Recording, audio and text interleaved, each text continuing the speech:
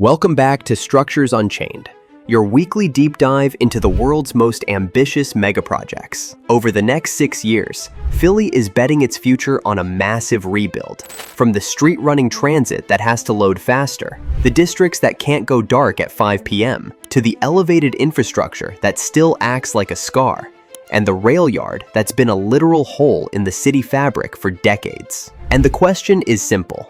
Can Philly upgrade its backbone fast enough to survive the next decade? Philadelphia's trolley network is a rare advantage. It reaches real neighborhoods, it runs on real streets, and it can move serious volume when the system isn't held hostage by slowboarding, aging vehicles, and stops that were never designed for accessibility at modern ridership. SEPTA's own description is blunt. These trolleys are over 40 years old, and they're at the end of their useful life. That's not just a maintenance issue, that's a reliability issue. Because when the fleet gets fragile, every minor disruption becomes a cascade. So the modernization isn't just new vehicles, it's a timing strategy.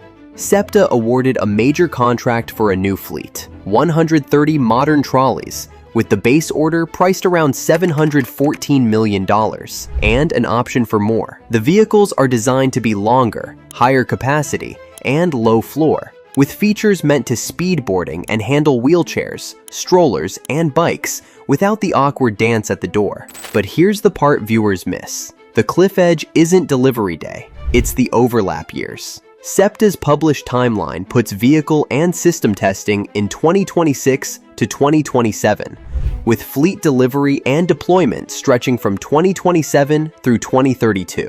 That means years where the system is half new, half old, while the public still expects it to behave like one coherent network. And that's the real test. Can Philly turn a street-running trolley into something that feels like a surface subway? Frequent, legible, dependable, without collapsing under its own construction season. Because if the boarding time drops and the reliability rises, this isn't just a transit upgrade, it's a city speed upgrade. You don't just move people faster, you make the city feel smaller. And once you make a city feel smaller, the next question becomes, where do people actually choose to spend their evenings? The Navy Yard has been Philadelphia's great place to work story for years. It's attracted employers, investment, and momentum, but it has one fatal weakness. At the end of the day, it empties out. A district that only lives on weekdays is not a neighborhood, it's a commute. That's why the 2022 Navy Yard plan reads like a conversion, not an expansion. The vision is massive. About 8.9 million square feet of new building and reuse, with roughly $5.9 to $6 billion in projected investment over time. Recent state messaging around the plan highlights the mix. Lab and manufacturing space, thousands of apartments, and retail intended to support daily life, not just office hours. Here's what makes it a mega project stress test. Shipyard land doesn't come with normal city defaults. You're building on legacy infrastructure. You're upgrading utilities. You're stitching a street grid into a place that wasn't designed to feel porous. And you're asking people to live somewhere that has to earn trust as home, quiet, safe, convenient, on a random Wednesday night. If it works, the Navy Yard becomes a 24/7 peninsula that expands Philly's center of gravity south. If it doesn't, it stays what it's been, a strong employment island with a hard edge. And when a city starts building new gravity, it immediately puts pressure on the seams. You can feel phase 2 of the rail park before it's built, because the viaduct already shapes the area around it. It sits there as abandoned infrastructure with real structural presence, an elevated line that divides blocks and quietly signals, this is a leftover place. Phase 1 proved the idea. Phase 2 is where it becomes city scale.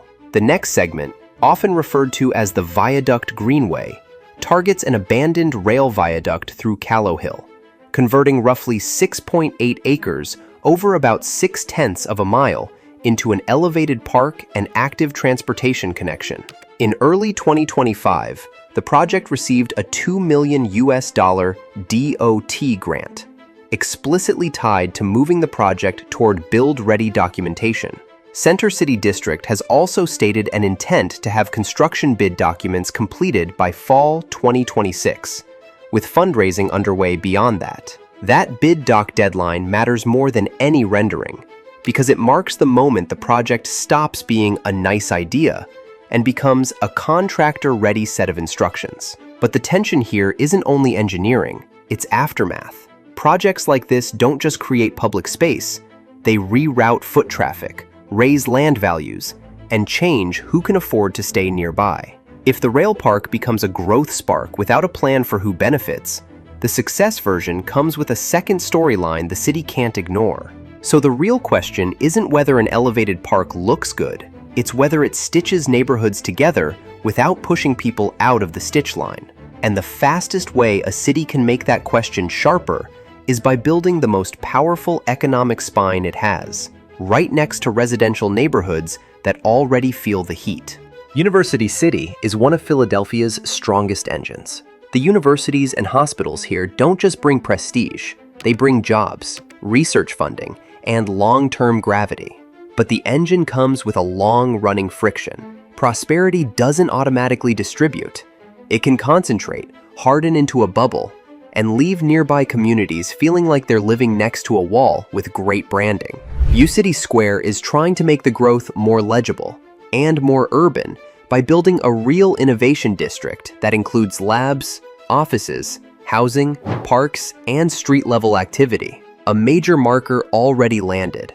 One uCity Square, a 13-story, roughly 400,000 square foot lab and office building, officially opened in 2023. And uCity Square's own published snapshot describes the broader environment in big numbers. 15,000 plus workers, 200 plus life science companies, and 1,000 plus apartments tied to the community. But here's the 2026 to 2032 stress test. Life sciences real estate is cyclical, and if the district only works in perfect markets, it won't behave like a backbone. So the practical question becomes, can this corridor expand in a way that feels connected to the city around it?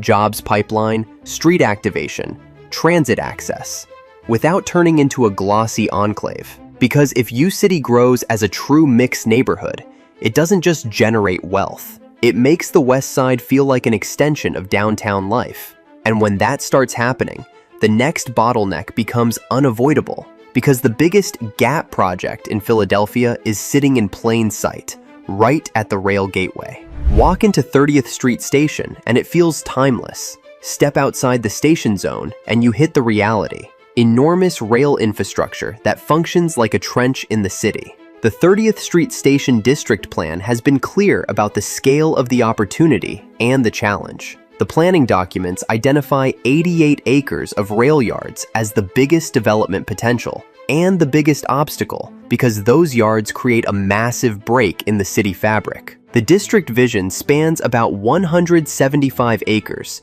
and the headline goals are enormous. Up to 18 million square feet of new development and roughly 40 acres of open space, with the long-term idea of building a mixed-use neighborhood that reconnects the West Bank to the rest of the city. But none of that is possible if the station itself doesn't get modernized first, and that implementation step is already underway. The William H. Gray III 31st Street Station redevelopment is in construction, with project material listing completion in 2027. That matters, because 2027 becomes a hinge year, a modernized gateway that can handle growth, before the larger district can credibly claim it will. Now the hard part. Capping rail yards and building air rights development is not a normal real estate story. You're engineering structure above active tracks. You're dealing with vibration constraints, ventilation, fire life safety access, emergency egress planning, and construction staging that can't shut down the Northeast Corridor spine. That's why this district isn't a quick win. It's a generational unlock. If Philly can gradually turn those rail yards from a barrier into buildable land, the Schuylkill stops behaving like an edge and starts behaving like a center. And that's the final reveal of this entire video. So here's the question. Which is the real make or break move for Philly's next era? Speeding up the daily commute, or unlocking the land that changes the whole city map? Drop your take in the comments. And if you want the follow-up as these timelines either hold or slip, subscribe. This is Structures Unchained. See you next time.